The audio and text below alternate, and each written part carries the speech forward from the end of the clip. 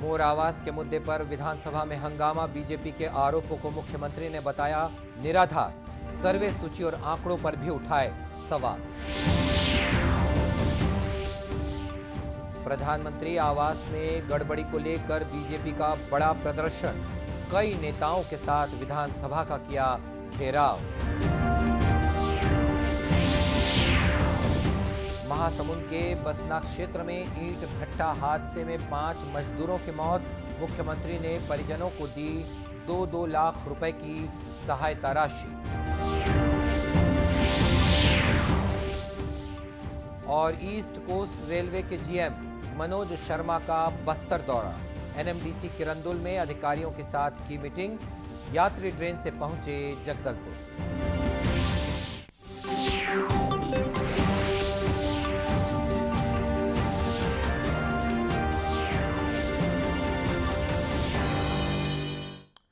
नमस्कार, आप देख रहे हैं दूरदर्शन समाचार। मैं हूं मनीष अहलुवालिया और अब समाचार विस्तार से। छत्तीसगढ़ में विधानसभा का बजट सत्र आज भी हंगामेदार रहा। बीजेपी के विधानसभा घेराव के मामले की गूंज सदन में भी रही।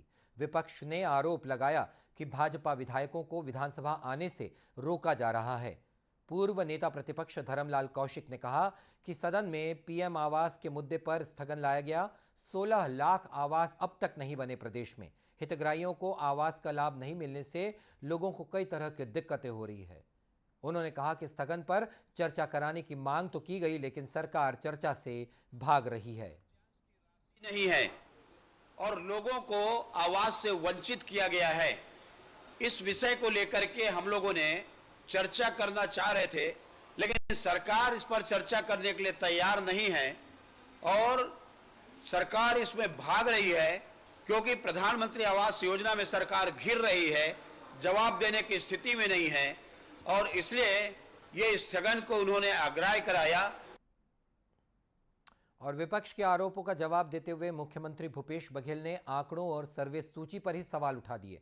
उन्होंने कहा कि बीजेपी के पास मुद्दे नहीं हैं और झूठे आंकड़े देकर लोगों के बीच भ्रम फैला रही है। तो ये स्थिति है। तो इसमें मैं तो स्पष्ट करना चाहूँगा कि जो हम सर्वे करा रहे हैं, भारतीय जनता पार्टी से समर्थन करती है कि नहीं करती है। दूसरी बात है वो सूची कब देंगे, वो जो मिस्ड कॉल किए हैं, जो फॉर्म भरवाए हैं, वो सूची कब देंगे, और सर्वे होना चाहिए कि नहीं होना चाहिए, आवास का, शौचालय का और गैस सिलेंडर का।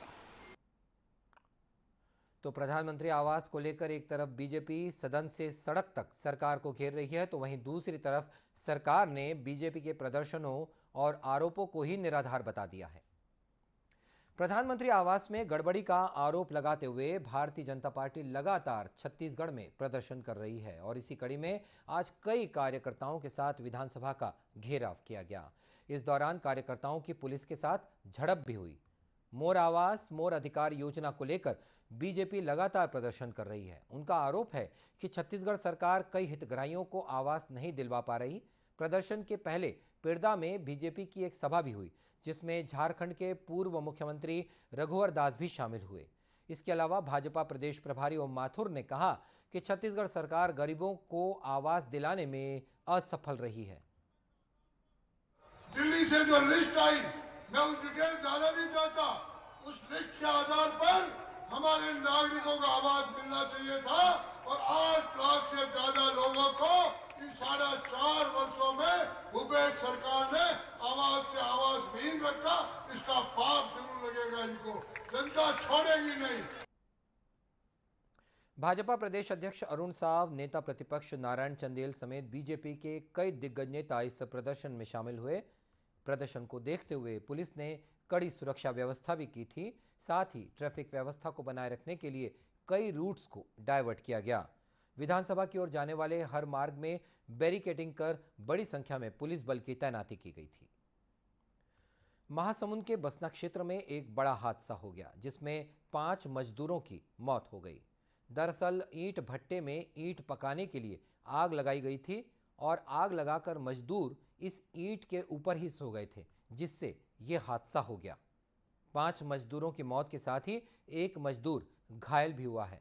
यह हादसा महासमुंद जिले के गढ़फुलझर में हुआ। बताया गया कि ये ईंट भट्टा अवैध है और कुंज बिहारी पांडे का है। हादसे की जानकारी मिलने पर पुलिस मौके पर पहुंची और जांच में जुट गई है। डीएसपी मंजुलता बाज ने बताया कि घायल मजदूर को रायपुर रेफर किया गया है। वहीं कलेक्टर नीलेश क्षीरसागर ने घटना की जांच के आदेश दे दिए हैं। वो सोए थे, ईंट भट्टे को नीचे से जो जलाने के लिए उन्होंने आग भी लगा दी थी, क्योंकि उससे कार्बन मोनोऑक्साइड की जैसी जहरीली गैस भी निकलती रहती है और उसके कारण दम घुटने से इन सभी लोगों की 5 लोगों की मृत्यु हो गई। एक जो जिनकी गंभीर अवस्था में उनको रायपुर में रेफर भी किया है। माननीय मुख्यमंत्री महोदय जी ने उनके अच्छे इलाज के निर्देश भी दिए। इसके साथ साथ सभी जो मृतक हैं उनके परिवार के लिए सभी के प्रति मृतक 2 लाख रुपीस की माननीय मुख्यमंत्री जी द्वारा घोषणा भी की है। उसके जो भी आवश्यक दस्तावेज है वो भी भेजे जा रहे हैं, तत्काल उनको वो राशि भी दी जाएगी। इसके साथ साथ जो सभी 5 मृतक थे उनका पोस्टमार्टम रिपोर्ट भी कराया गया था और जो अंतिम विधि है वो पूरे हम उसको करा रहे हैं। मुख्यमंत्री भूपेश बघेल ने घटना पर दुख जताते हुए जिला प्रशासन को आदेशित किया है कि घायलों को हर संभव मदद दी जाए और साथ ही मृतक के परिजनों को 2-2 लाख रुपए देने की घोषणा भी की गई है। और अब लेते हैं एक छोटा सा विराम।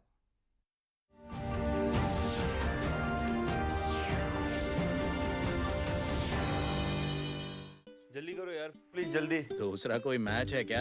ऐसा ही कुछ है यार, बैंक जाना है दादाजी को लेके। हाँ यार, उम्र होने पर कभी कभी मदद तो लगती है, पर बैंकिंग में नहीं। वैसे भी आरबीआई कहता है सीनियर सिटीजन सबसे पहले। अगर आप 70 साल से ऊपर हैं और आप बैंक नहीं जा सकते तो बैंक आएगा आपके पास जरूरी सेवाएं लेकर, वो भी वाजिब दरों पर। सीनियर सबसे पहले। आरबीआई कहता है जानकार बनिए, सतर्क रहिए।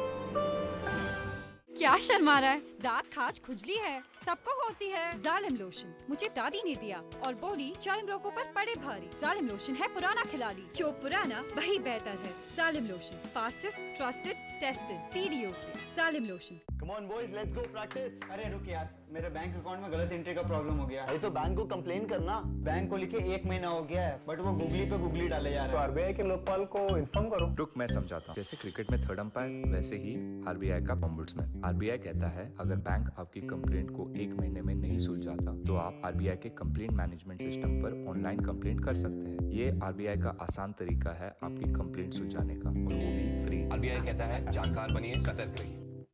क्या शर्मा रहा है? दांत खाज खुजली है, सबको होती है। जालिम लोशन मुझे दादी ने दिया और बोली चर्म रोगों पर पड़े भारी। जालिम लोशन है पुराना खिलाड़ी, जो पुराना वही बेहतर है। जालिम lotion, fastest, trusted, tested, PDO से। जालिम लोशन।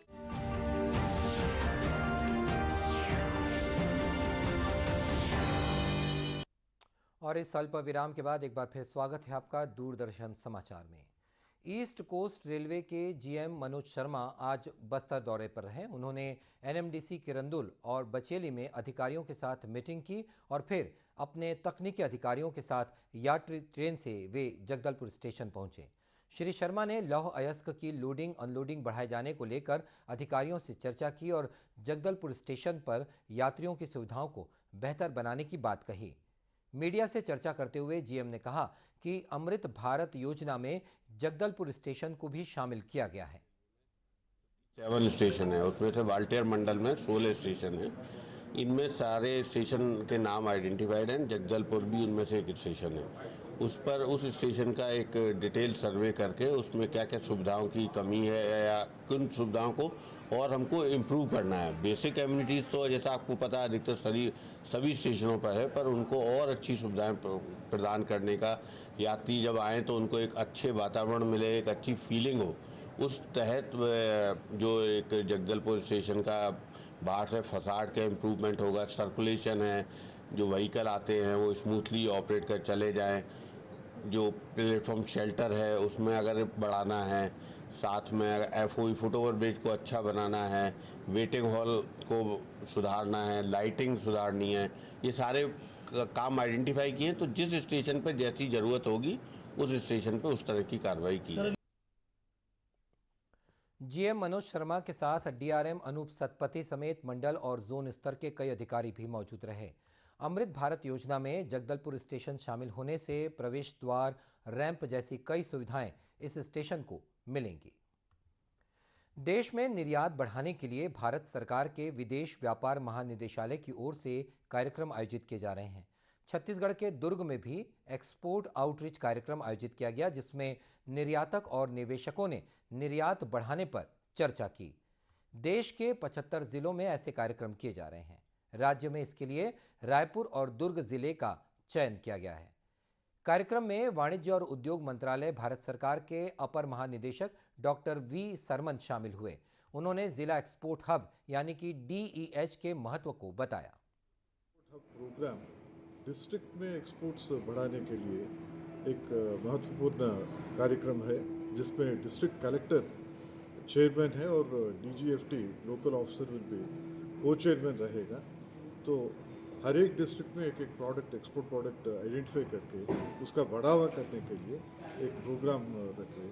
इसके वास्ते हर एसोसिएशन को, जैसा आज shellac export promotion council, engineering export promotion council और agri products export development authority APEDA, सब लोगों को इकट्ठा करके एक प्रोग्राम आज कंडक्ट करें।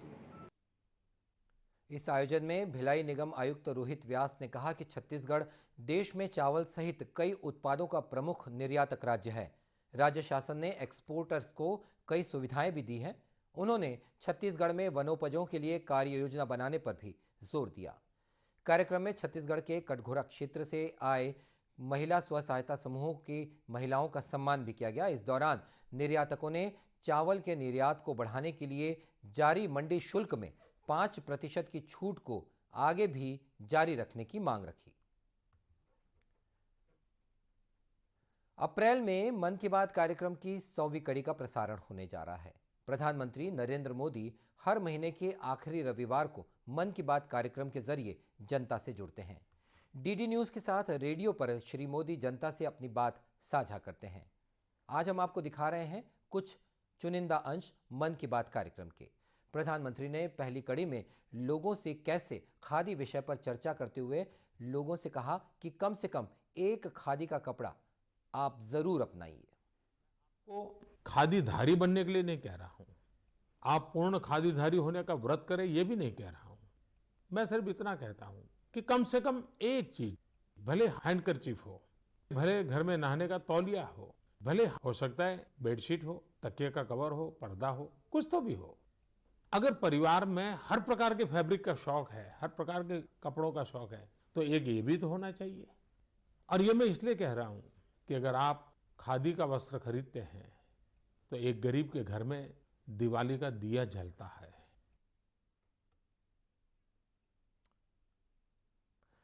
हर साल 15 मार्च को विश्व उपभोक्ता अधिकार दिवस मनाया जाता है, जिसे लेकर रायपुर में आज मानक महोत्सव कार्यक्रम का आयोजन किया गया, जिसमें पैकेज्ड ड्रिंकिंग वाटर पर चर्चा हुई। आज़ादी का अमृत महोत्सव के अंतर्गत उपभोक्ता मामले, खाद्य और सार्वजनिक वितरण मंत्रालय की ओर से ये आयोजन किया गया। भारतीय मानक ब्यूरो की ओर से ऐसे कई कार्यक्रम आयोजित कर खाद्य सुरक्षा को लेकर लोगों को जागरूक किया जाता है। रायपुर दूरदर्शन के निदेशक SK देवहरे ने सभी लोगों से ISI मार्क वाले सामान खरीदने की ही अपील की। प्रोडक्ट है, आर्टिकल्स है जो बन रहे हैं, उनका क्या स्टैंडर्ड्स होना चाहिए। उसके बाद जो भी उस प्रोडक्ट को बनाना चाहते हैं तो उनको सर्टिफिकेशन स्कीम से गुजरना पड़ता है। और जो नए फील्ड में आना चाहते हैं उनको अपना रजिस्ट्रेशन कराना है। जो BIS के नॉर्म्स है, जो मानकीकरण होना चाहिए, वो उसको उनको अपनाना पड़ेगा। इस दौरान भारतीय मानक ब्यूरो के रायपुर शाखा प्रमुख सुमित कुमार भी शामिल हुए। उन्होंने बताया कि लोगों को भारतीय मानक ब्यूरो की गतिविधियां बताई जाएंगी, जिसके लिए नुक्कड़ नाटक समेत कई कार्यक्रम होंगे। इस महोत्सव में अनेक गतिविधियां होंगी, जिनमें नुक्कड़ नाटक के साथ साथ 500 से अधिक वॉलंटियर द्वारा डोर टू डोर सर्वे किया जाएगा, जिसमें लोगों को उपभोक्ता अधिकार एवं भारतीय मानक ब्यूरो की गतिविधियों के विषय में जानकारी दी जाएगी। कार्यक्रम का शुभारंभ रायपुर दूरदर्शन प्रमुख SK देवहरे और कार्यक्रम प्रमुख प्रदीप कुमार श्रीवास्तव ने दीप प्रज्वलित कर किया। वी राजेश्वर, LL भौर्य और प्रभुनाथ यादव सहित कई अतिथियों ने इस कार्यक्रम में शिरकत की। और इस बुलेटिन में इतना ही। इसी के साथ ये समाचार बुलेटिन समाप्त होता है। नमस्कार।